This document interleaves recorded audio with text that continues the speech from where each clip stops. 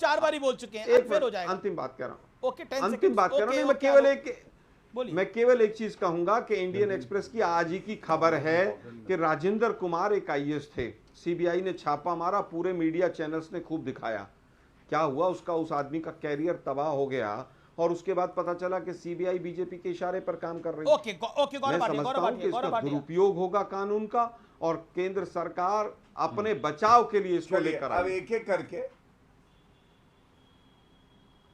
देखिए अमीर भाई, होता क्या है जब लोग संविधान को हाथ में तो पकड़ते हैं लेकिन पढ़ने की चेष्टा नहीं करते हैं तो ऐसे ही बयानबाजी करते हैं लोग। मैं आपको बताता हूं क्यों।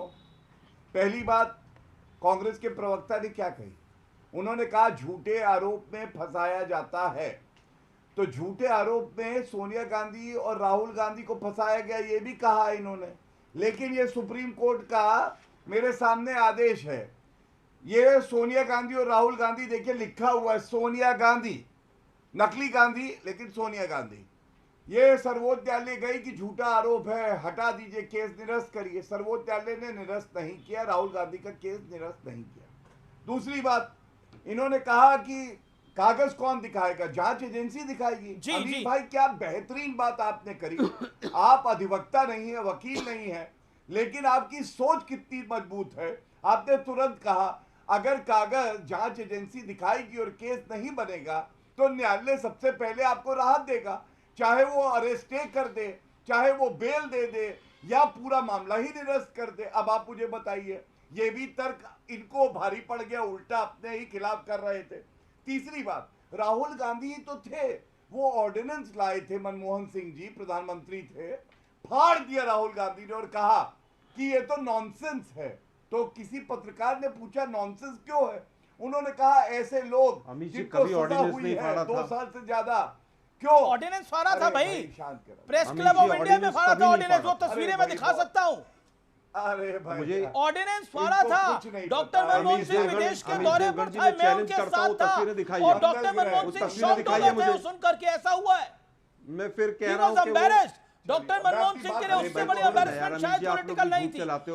और बकायदा एक्सीडेंटल प्राइम मिनिस्टर किताब में उसका जिक्र है। अमीश जी कम से कम 10 जर्नलिस्टों ने माफी मांग ली है इस चीज के ऊपर। अमीश जी आपको यही नहीं पता है और मैं चैलेंज करता हूं, 1 घंटे का शो है। अच्छा चलिए अभी भाई आप प्रेस क्लब का फोटो दिखाइए, उन्होंने केवल कहा था। अरे तो सरकार ने, अरे चलिए आपकी बात सही महाराज, आपकी 2 मिनट के लिए बात सही मान लेता हूं मैं। अरे सरकार ने वापस तो लिया था वो ऑर्डिनेंस। अमीश जी देखिए, राहुल गांधी के बोलने के बाद वो ऑर्डिनेंस सरकार ने वापस लिया था, हाँ या ना? ये बहुत बड़ी झूठ, नहीं झूठ की क्या बात है, वो भाई मुझे राहुल गांधी के बोलने के बाद वो ऑर्डिनेंस वापस लिया गया था कि नहीं लाया गया था? लिया गया था यार। सुन तो ले, बोलने तो दो मुझे यार। अमीश जी आप ही बोल रहे हैं तब से। इस चीज के ऊपर राहुल गांधी जी की बड़ाई होनी चाहिए। मैं अपनी बात पूरी कर, अरे सुनिए ना भाई जरा, लेकिन ऑर्डिनेंस कभी नहीं पढ़ा गया था, ये फेक नैरेटिव। तो राहुल गांधी की बड़ाई होनी चाहिए तो अमित शाह तो कानून ले आए कि कोई दागी नेता ना आ पाए। यार मुझे केवल अमीश जी देखिए जाती है मेरे साथ। अमीश जी आपने कहा कि मैं वहीं पर मौजूद था। मैं आपको चैलेंज करता हूं कि प्रेस क्लब का वो फोटो जिसमें राहुल गांधी फाड़ रहे थे ऑर्डिनेंस को, वो दिखाइए मुझे। अरे उन्होंने बोला था इस ऑर्डिनेंस को फाड़ देना चाहिए। दिखाइए मुझे, कहां है वो फोटो? मतलब आप कुल मिलाकर ऑर्डिनेंस वापस लिया गया था। फिर वही बात कि मैं वहां पर था। मैं फिर कह रहा हूं, सुनिए मेरी बात अमीश जी, कह देने में फाड़ने में बहुत फर्क होता है, लेकिन दुर्भाग्य है भड़वा और चारण टाइप जो लोग थे उन्होंने इसका प्रचारित किया। अरे भाई एक चीज बताइए, ऑर्डिनेंस में फाड़, ऐसा ऑर्डिनेंस फाड़ देना चाहिए और माफी मांगी, फर्क होता है। कमाल की बात करते हैं आलोक शर्मा, आप भी आलोक शर्मा कमाल का लॉजिक दे रहे हैं। मतलब लॉजिक की तो ऑर्डिनेंस कोई ऐसा आता है लॉजिक की तो भ्रष्टाचार बढ़े, फाड़ देता हूं और ऑर्डिनेंस फाड़ने में फर्क होता है। सरकार वो ऑर्डिनेंस वापस लेती है। राहुल गांधी महज एक मेंबर ऑफ पार्लियामेंट थे, पूरी कैबिनेट थी, उस कैबिनेट में शरद राव पवार थे, उस कैबिनेट के अंदर शरद राव पवार थे, प्रणब दा थे उस कैबिनेट के अंदर, डॉक्टर मनमोहन सिंह थे, और उस कैबिनेट के डिसीजन को राहुल गांधी कहते हैं फाड़ देना चाहिए और आप कह रहे हैं ये फाड़ने के बराबर नहीं था, और आप कह रहे हैं कि ये बात गलत बोली जा रही है। कमाल की बात करते हैं। एक्सीडेंटल प्राइम मिनिस्टर किताब पढ़िए, जिस दिन ये हुआ था और डॉक्टर मनमोहन सिंह को कितनी बड़ी पॉलिटिकल एम्बैरेसमेंट हुई थी। शायद आपकी जानकारी में नहीं है। हमने उस दौर में भी पत्रकारिता करी है, इसलिए मैं बता रहा हूं आपको। टोटली नॉनसेंस कहा था। एक ऑर्डिनेंस को नॉनसेंस करना सामान्य बात थी क्या? आलोक शर्मा जी, आप कैसी बात कर रहे हैं? ऑर्डिनेंस सरकार लेकर आती है, और जो शासन में प्रणब दा थे, जिस शासन के अंदर शरद राव पवार थे, उनसे वरिष्ठ कौन था? वो तो मनमोहन सिंह से भी वरिष्ठ थे। और आप उस बात को कह रहे हैं। आप माफी मांगिए। किस बात की माफी मांगे? देवगन जी, आप माफी मांगिए। बिल्कुल माफी मांगने की बात ही नहीं। आपको देश से माफी मांगनी चाहिए। आपने झूठ बोला। अरे कमाल है।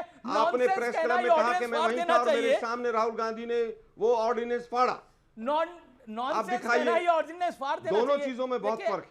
वो भ्रष्टाचार के खिलाफ लड़ाई लड़ रहे थे, तो बिल्कुल मीडिया को प्रेस करना चाहिए, लेकिन मीडिया बीजेपी वही लड़ाई आज हो रही है, वही है। लड़ाई को आज कानून का जमा बनाया जा रहा है, आप रो रहे हैं। झूठ बोला।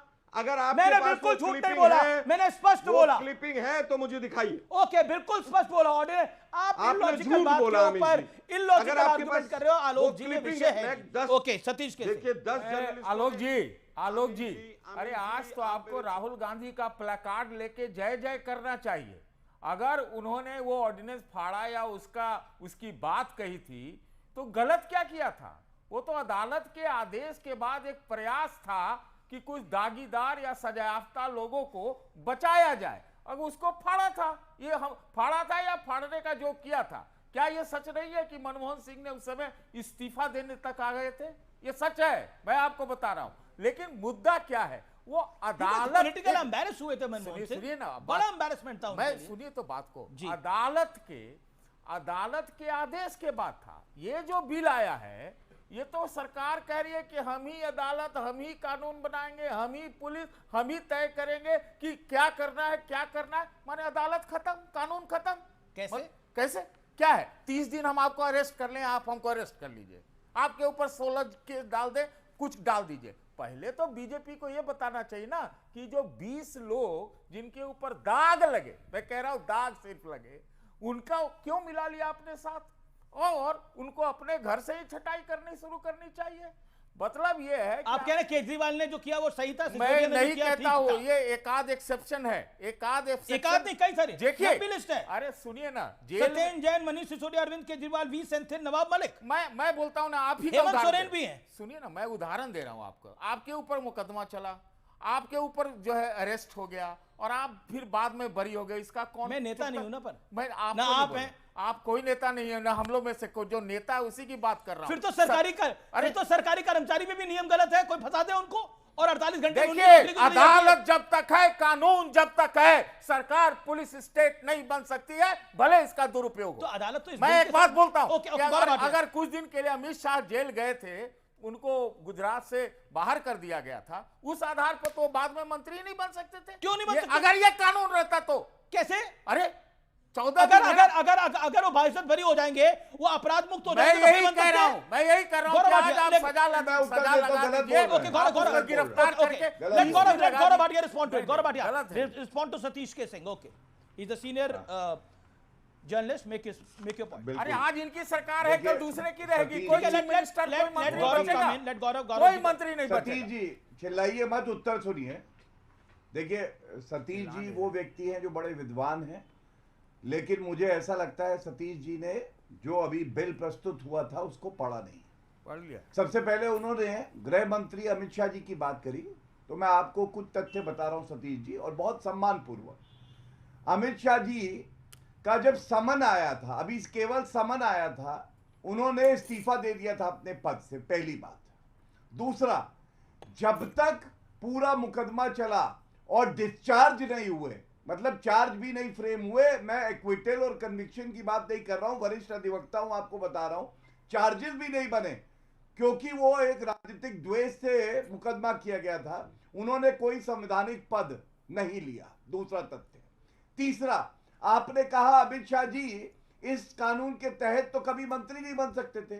सतीश जी आप पढ़िएगा, अगर आपको बेल मिल जाती है तो आप, अरे भाई यहाँ अदालतों में मामला इतना दिन तक पेंडिंग रहता है, सुनवाई नहीं होती है, नहीं मिलेगा। बीच में मत बोलिए, ये कोई नहीं। सतीश जी बीच में नहीं, बीच में मत बोलिए। आपने कुछ तथ्य रखे, मैं पूरे देश की जनता को बता रहा हूं कि ये तथ्य जो आप रख रहे हैं, टिप्पणी कर रहे हैं, ये न्याय संगत नहीं है, इसको व्यक्तिगत मत लीजिए। और सुनिए, मैं आपको उदाहरण देता हूं। नैतिकता का पैमाना यह होता है, अमित शाह जी का मैंने उदाहरण दिया, लाल कृष्ण आडवाणी जी का नाम आया, विपक्ष ने कहा इस्तीफा दो, लाल कृष्ण आडवाणी जी ने उससे पहले इस्तीफा देके कहा कि मैं इस्तीफा दे रहा हूं, जब तक मेरा नाम इस कलंक से साफ नहीं हो जाएगा मैं कोई संवैधानिक पद पे नहीं बैठूंगा। एक सेकंड, ये मैं यहाँ होती पर है एक नैतिकता। इंपॉर्टेंट अपडेट देना चाहता हूं, क्योंकि लाल कृष्ण आडवाणी की बात हुई। मैं लाल कृष्ण आडवाणी के साथ एक और नाम लूंगा, मदन लाल खुराना।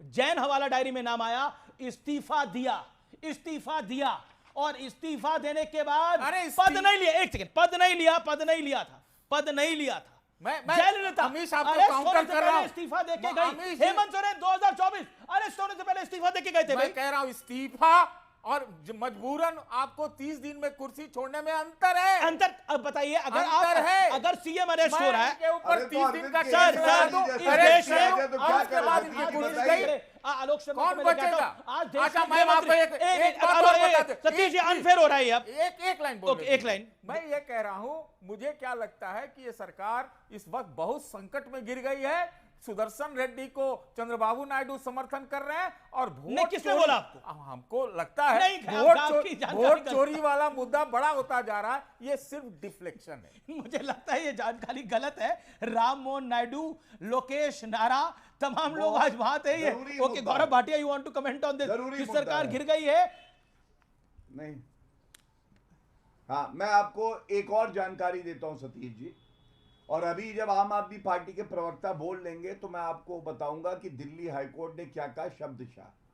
सत्येंद्र जैन जेल में थे, इस्तीफा नहीं दे रहे थे, सारा काम जो है वो रुका हुआ था, और अरविंद केजरीवाल जी भी जेल गए थे।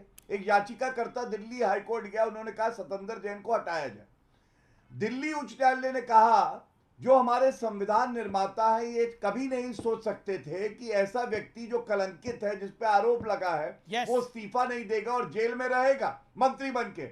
लेकिन क्योंकि कोई कानून नहीं है इसलिए हम ये आदेश नहीं दे सकते। Same आज thing. नरेंद्र मोदी जी वो कर रहे Same हैं thing जो another बहुत court पहले से। हो जाना चाहिए था। सही, यही बात एक और कोर्ट ने भी बोली है। और मैं कहना चाहता हूं इस देश के अंदर क्या क्या वो बदला है। सुप्रीम कोर्ट ने आज कही लोगों थी, को लग रहा है जस्टिस ना ओका थे। कि ये कानून आया है। मैं आपको बताता हूं, इंदिरा गांधी की सरकार थी, इंदिरा गांधी की सरकार में देश को वो समय याद होना चाहिए। इसी महान सदन में तत्कालीन, आज अमित शाह ने इसको कोट करा है, तत्कालीन प्रधानमंत्री श्रीमती इंदिरा गांधी ने संविधान संशोधन संख्या 39 से प्रधानमंत्री को ऐसा विशेष अधिकार दिया था कि प्रधानमंत्री के विरुद्ध कोई भी कानूनी कार्रवाई नहीं हो सकती है। ये इंदिरा गांधी ने करा था जी, कांग्रेस की सरकार थी। वाह, है सही है, क्यों सही है मतलब नहीं